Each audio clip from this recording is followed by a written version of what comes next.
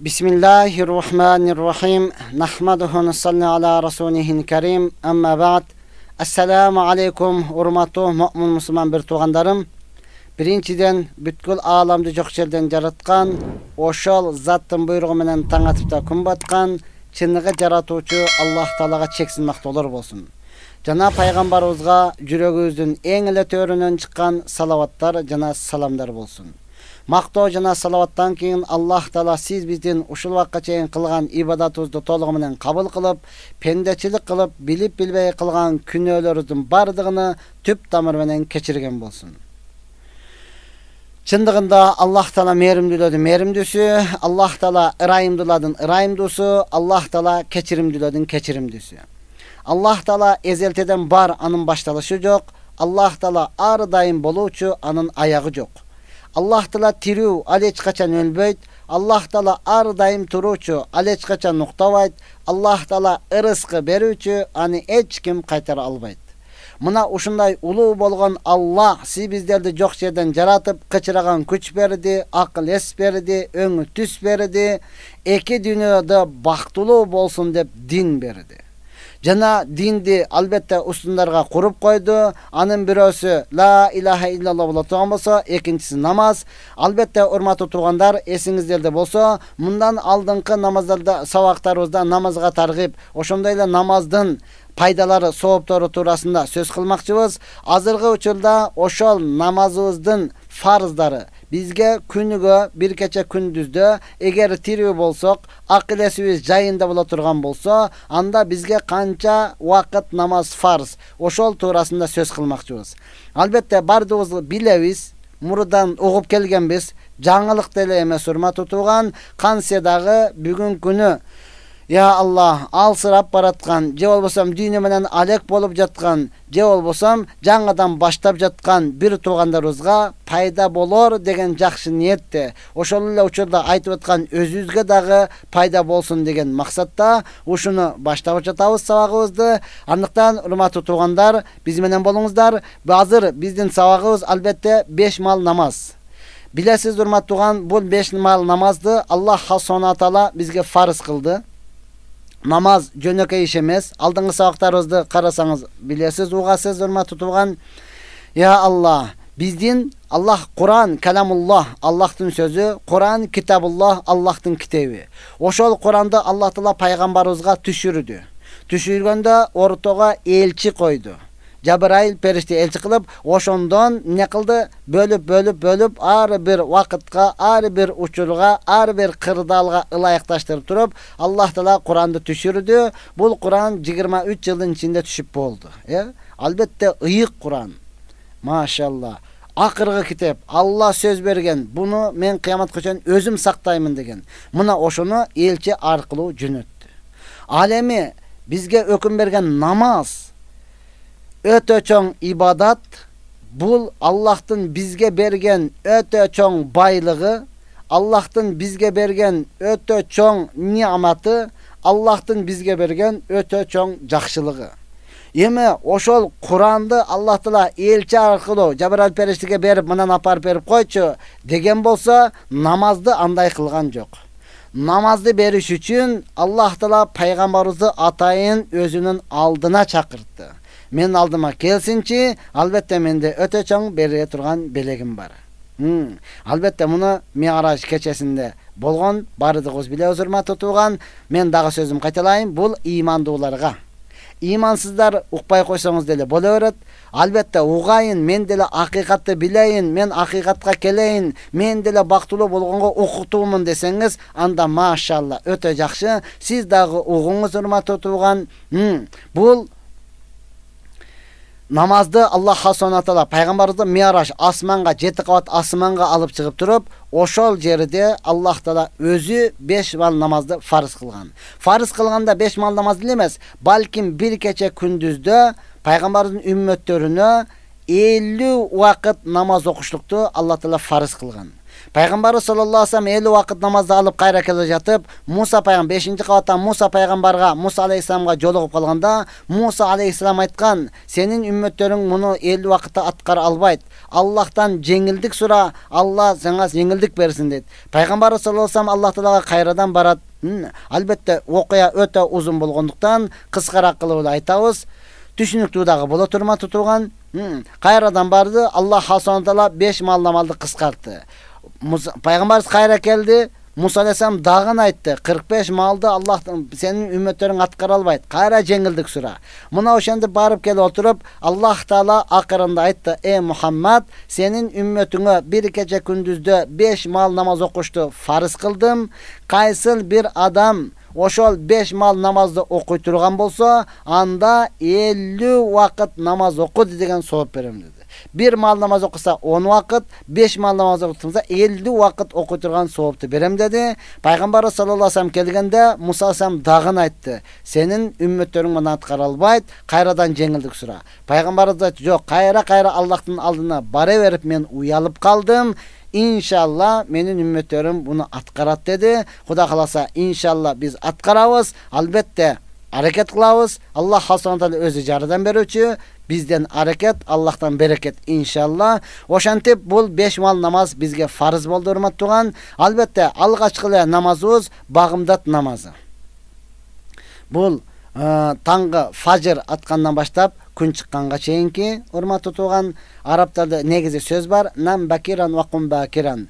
Эрте жатып, эрте тургун дейт. Бул багымдат намаз окушлук биз үчүн фарыз.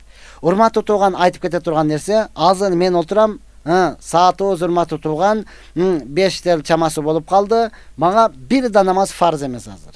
Неге? Вакыты кире элек.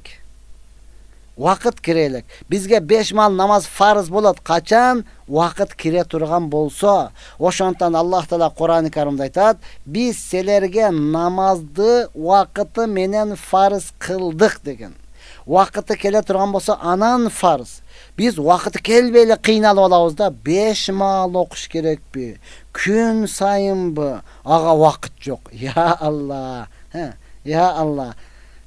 Сиз 5 мал окушуңуз керек. Качан намаздын вакытысы кирсе, ошол кирген учурда ден башыңыз таза болсо, ошол кирген учурда акыл эсиңиз жайында барган болсо, ансыз эле шүгүрчүлүк кылып деле окуш керек да, турган. Фарз эмес дегенде деле эң акылдуу инсан, ушунча нерсени Аллага берип аткан, рахмат кылып шүгүрчүлүк кылып коеюн деп деле окуш керек болчу да, урматтуу туган. Ошондон бизге намаздар фарз, вакыты менен, вакыт кирмейинче фарз болбойт. Экинчи намазыбыз пешин намазы бизде өзгөчө адат болуп калган 1:30. Негизи 1ден 5, 1ден 10 өткөндө вакыты кирип атат. Кантсе дагы мечиттерибизде, жалпы эле үйлөрдө 1:30 окулат, анын вакыты асырга чейин. Эми күндүн кыскарып, узарып турганына байланыштуу намаздары дагы вакыттары жылат, урматтуу туган. Аны ошондон Насаат медиа бар, деги эле муфтияттын өзүнүн программасы бар. Ошолордон намаздын вакыттарын карап көчүрүп алып туруп окусаңыз, ошону менен болот. Андан кийин эмне кылат? Пешинден кийин асыр намазы бар. Аллах Таала Кур'ан-ы Каримде айткан: "Хафизу алас-салати вас-салатил уста". Хафиза алас-салавати вас-салатил уста. Аллах Кур'анда өкүм берет: "Силер хафиз алас-салат", намаздарды. Максат 5 мал намазды сактагыла. Вас-салатил уста, ортоңгу намазды өзгөчө сактагыла деген, урматтуу туган. Ортоңгу намаз албетте бул асыр намазы. Асыр намазы. Аллах Таала эмне үчүн буга өкүм берди, урматтуу туган? Анткени ушул асыр вакытында иштин өтө кызыган учуру. Дегеле периштелердин алмашып жаткан учуру. Күндүзгү периштелер, бизде исмен деп коебуз, исмен алмашып аткан учуру, урматтуу туган. Күндүзгү периштелер чыгып туруп, түнкү периштелер түшүп жаткан учуру. Ошондуктан периштелер чыкканда Аллах Субхана Таала периштелерден көрүп билип турса да Аллах Таала сурайт: "Менин пенделеримди кандай абалда калтырып келдиңер? Менин пенделеримди кандай абалда таштап келдиңер?" десе, периштелер: "Сиз асыр окуп аткан болсоңуз не дейт? Сиздин пенделериңиз ибадат кылып жаткан учурда, намаз окуп жаткан учурда биз калтырып келдик, намаз окуп жаткан учурда таштап келдик" дейт. Ошондуктан бул намазды бекем сактап, буга өтө көңүл буруш керек. Себеби асыр намаз келгенде чынында эле дүйнө ишинде иштин өтө кызыган учуру да. Кечкирип баратат, иш кызыган, бардык үйгө кайтып аткан, нан алып кетейин, товар алып кетейин, муну алып кетейин деген учуру, ал деле кызып келатат, сиз менен соода кылайын, соодан деле кызып калган учуру. Ошондой кызып калган учуру урматтуу тууган, сизди ошол нерсе алдап койбосун. Ошол дүйнөңүз сизди ибадаттан алек кылып койбосун. Ошон үчүн Аллах халсаганда намазды бергиле. Эгер соода болот, талаа иштер болот болмосо, кел мананы бүтүрүп коелу, биротоло жуунуп таранып чыгып кетебиз. Кел мананы тынчытып коелу, андан кийин биротоло чыгып кетебиз деп отуруп, кантип күндүн батканын билбей каласыз да. Кантип кеч кирип кеткенин билбей каласыз. Намазыңызды каза кылып аласыз, намазыңызды өткөрүп аласыз, урматтуу тууган. Ошондуктан 5 намаздан өзгөчө коптан асыр намазга көңүл бурула деген, андан кийин шам намазы күн баткандан кийинки окула турган, андан кийин 1,5-2 сааттан кийин куфтан намазы. Я Алла, мына ошол 5 намаз биз үчүн фарыз. Эми пайгамбар саллаллаху алейхи вассалам айтат, munafiqlar üçün, iki yüzlü adamlar üçün, bağımdat menen kuptan namazını okuş öte kıyın. Bağımdat menen kuptan namazına geliş öte kıyın deydi hürmetli oğan. Çının dedi munafiqlar üçün deydi, iki yüzlü adamlar üçün. Oşonluktan bugün kunde ova şükürçülük kılavuz, sıymıktanavuz, maqtanavuz, sүйünöbүз, кубанабыз. Жумалар батпай кетип атат. Жумада мечиттер толуп калып атат. Жумада көчөгө чейин чыгып кетип атат. Шүгүр кылабыз урматтуу тууган. Бирок бизди карап туруп дин душмандары эч кандай таасирленген жок. Бизди карап туруп дин душмандары эч кандай ойлонуп деле койгон жок. Анткени дин душмандары бизге караганда ислам динини жакшыраак билет. Диндин душмандары алар ислам динини бизге караганда жакшыраак үйрөнгөн. Неге? Туура жолду табайын деп эмес, балким кемчилигини издейин, кемчилигини табайын деп алар көп окуп коюшкан. Бүгүнкү күнү биз мусулманбыз дейбиз, бирок өзүбүздүн динибизди өзүбүз толук билбейбиз. Алар ачык эле айтып атат урматтуу тууган. Жумага батпай кетсин, керек болсо плашатка чыгып алып окугула ушундай дейт. Биз селеден коркпойбуз. Неге урматтуу тууган? Анткени пайгамбар саллаллаху алейхи вассалам айткан, munafiqlarga bağımdat menen kuptan öte kıyın деген урматтуу. Качан жалпы му'мин мусулман, качан жалпы имандуулар мына ошол жумага келгендей bağımdat менен куптанга мечитке келе турган болсо, жуманы окугандай bağımdat менен куптанды окуй турган болсо, ошондо дин душмандары коркуп баштайт. Ошол учурда чыныгы мусулмандын башы биригет, ошол учурда мусулман чыныгы өзүнүн динин тапты, ошол учурда чыныгы мусулман өзүнүн ибадатын тургузду деп эсептелет урматтуу тууган. Чындын деле өтө оор, өтө кыйын, өзгөсү азыр жайкы учурунда түн кыска, күн узун, уктап эле тургучаң 11:08 болуп атат. Багымдатка туруш өтө кыйын деп атат. Баардыгы тура албай атам, кантип атам. Албетте урматтуу тууган, күнөөнү азайтыңыз. Күнөөнү азайтыңыз, багымдатка тура аласыз. Күнөөнү азайтыңыз, 5 намазды окуй аласыз. Намаз бул күнөө иштерден тыйган сыяктуу намаздай боло турган болсо, күнөө дагы бул намаздан тыят. Экөө бири-бириге каршы. Намаз окудуңузбу, бекем окудуңузбу, иншалла күнөө кылбай каласыз.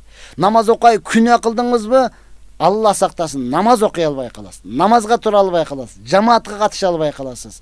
Ошондуктан күнөөдөн алысыраак болойлу.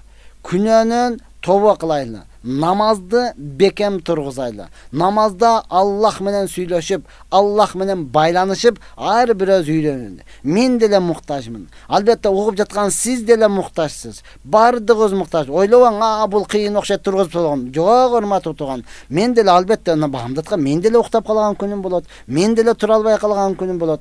Мен периште эмесмин албетте, урматтуу тууган. Мен деле сизге окшогон инсанмын. Андыктан бүгүнкү күнү эми чынын айтканда айласыздан багымдатты окуп анан уктаганга туура келип атат да. Айласыздан себеби чынын деле жумуш дегеле күнөөкөрбүз, уктап кала турсаң турбайсың, жумуш кылсаң чарычайсың, пенде экенсиң, инсан урматтуу тууган. Айласыздан азыр бүгүнкү күнү 3-төн 5, 3-төн 7 өткөн учурларда вакыт киргендиктен окуп эле жаткан мен үчүн, мен өзүм үчүн. Эми ар бир адам өзүнө кандай ыңгайлуу болот, кандай туура келет, ошону карап туруп, анан намазды тургузуп, намазды баштап ала турган болсоңуз, иншалла калган иштериңиз өзүдөн өзү оңолот. Өзүдөн өзү туура келе баштайт. Андан кийин урматтууган, Аллах кимди жакшы көрө турган болсо, ошого өтө көп сыноо берет. Эң чоң сыноо өзү пайгамбарларга келген. Андан кийин сахабаларга, андан кийин табииндерге, табииндерге, ошондой эле ким Аллахка жакын, иманы бекем болсо, ошого сыноо көп келе берет да. Эми мен айтайын дегеним, сиз намазды баштап алсаң эле жыргап калат экенмин. Намазды баштап алсам эле иштерим жүрүп кетет экен, жолум ачылып кетет экен, ден башым таптаза болуп калат экен. Жок, урматтуу тууган. Сиз ишиңизди жолуңузду ачып алыш үчүн, ишиңизди жүрүштүрүп алыш үчүн, же карыздан кутулуш үчүн, же ден соолуңузду тазалаш үчүн намаз окубаңыз. Балким бул Аллахтын өкүмү, Алланын буйругу болгондугу үчүн баштай турган болсоңуз, андан кийин бул туура максат болот. Андан кийин урматтуу тууган, көпкө чейин, албетте өмүрүңүздүн акырга чейин бул ибадатты кылып өтө аласыз. Бул ибадатты кылып өтө аласыз. Себеби ар ким ар кандай да, ар кимдин 5 колу барабар эмес дегендей, ар бир адам ниет ар башка. Бирөө ооруп атат, намазды баштасам айыгат экенмин дейт. Бирөө карызга батып калды. Намаз окуп Аллахтан сурасам кутулат экенмин. Ооба, ал кутулушу дагы мүмкүн, балким карызы көбөйүп кетиши дагы мүмкүн. Ооруп жаткан адам айыгып кетиши дагы мүмкүн, балким сууга кол тийгизе берип 5 бетер ооруп калышы дагы мүмкүн.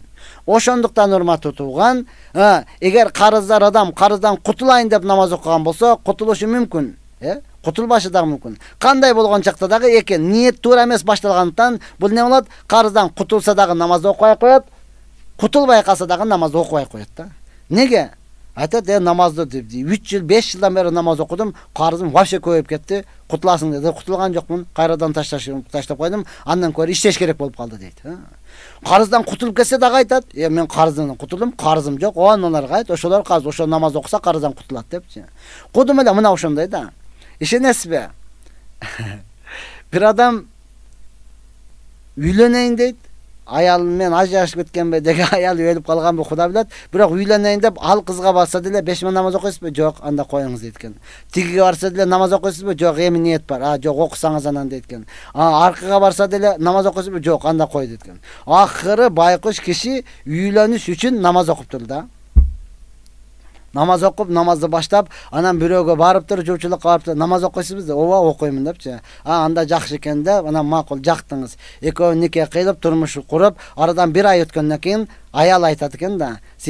Мен турмушка чыгыш үчүн намаз окудум. Сиз үйлөнүш үчүн намаз окупсуз. Эми кичине токтотуп эле тура бербейлиби депчи. Жок, урматтуу тууган, бул турмуш куруш үчүн, же болбосо бир адамды эптеп көндүрүш үчүн окула турган намаз эмес. Балким Аллахты ыраазы кылып, Аллах менен байланышып, Аллахтын өкүмдөрүн аткарып, карыздан кутулуп, Аллахтын мойнундагы карыздан кутулуш үчүн окула турган намаздар. Ошондуктан, урматтуу менин бир туугандарым, албетте Аллах Таала ар бирибизге мүмкүнчүлүк берген болсун. Ким намаздын даамына таткан болсо, албетте бул бактылыктын даамын таттыр. Ар бир намаздын дагы даамы бар, урматтууган. Ар бир нерсенин өзүнүн даамы, ар бир нерсенин өзүнүн рахаты болгондуктан, бул намаздын дагы даамы, намаздын дагы рахаты бар. Албетте бул урматтууган биздин каалоо эмес, Аллахтын өкүмү. Бул урматтууган руханий рахат. Бүгүнкү күнү адам баласы 2 денеден турат, тышкы дене, ички жүрөк. Тышкы дене топурактан жаралган, топурактан чыккан нерсе менен тоет. Ички жүрөк, рух, Аллахтан келген рух, бул Аллахты эстөө менен, намаз окуш менен, Куран окуш менен, дуа кылыш менен, ибадат кылыш менен, саждеге барып туруш менен, даарат алуу менен рух тоет. Качан руханият турган болсо, анда бар болсо шүгүрчүлүк, жок болсо сабырдуулук, ошондо пайда болот. Эгер рухуңуз ачка боло турган болсо, бул колуңузду кокодой, бутуңузду букадай кылып, жеп, ичип, топурактан чыккан нерсе менен тоюнганыңыз менен дагы деле бир нерсе жетишпегендей боло берет. Жашаганга үйүңүз бар, Кудайга шүгүр, жатканга төшөгүңүз бар, кийгенге кийимиңиз бар, мингенге унаңыз бар, жегенге тамак аша кенен бар, түрү менен бар. Бирок дагы деле бир нерсе жетишпейт, дагы деле башыңыз ооруйт, бир сөз айтса жетпейт, эки сөз айтса ашыкчалык кылат, бир жарым сөз таппай туугандарыңыз да кыйналат, мына ошентип өзүңүз да кыйнайсыз, башканы да кыйнайсыз, урматтуу. Бактысыздык деген мына ошол. Ошондуктан келиңиздер, ар бирөөбүз бири-бирибизге дуа кылайлы, билбегенибизди билгендерден уялбай сурайлы. Алымдарыбыз айтат, уялбай сураган алым, уялып сураган өзүгө залым дейт. Андыктан билбейсизби, уялбай сураңыз дагы, иншалла кийинки сабактарыбызда дагы биз аракет кылабыз. Кийинки сабактарыбызда дагы билген нерсебизди жеткирүүгө аракетин кылабыз. Ага чейин өзүңүз дагы умтулуңуз, өзүңүз дагы аракет кылыңыз, өзүңүз дагы сураңыз, өзүңүзгө өзүңүз мээнет кылыңыз, өзүңүзгө өзүңүз күйүп жашаңыз, өзүңүздү өзүңүз сүйүп жашаңыз, урматтуу тууган. Албетте сиз дагы эки дүйнөдө бактылуу болгонго татыктуусуз, эки дүйнөдө бактылуу болгонго укуктуусуз, эки дүйнөдө бактылуу болгонго ылайыктуусуз, урматтуу тууган. Мына ошондон Аллах Тааладан сурайлы, Аллах Таала ар бирибизге 5 маал намазды калтырбастан Алла кандай өкүм берген болсо, дал ошондой өз убагында окуп, Аллахты ыраазы кылып, бул дүйнөдөн өтүштү Аллах Таала бардыгыбызга насип кылсын. Ассаламу алейкум ва рахматуллахи ва баракатух.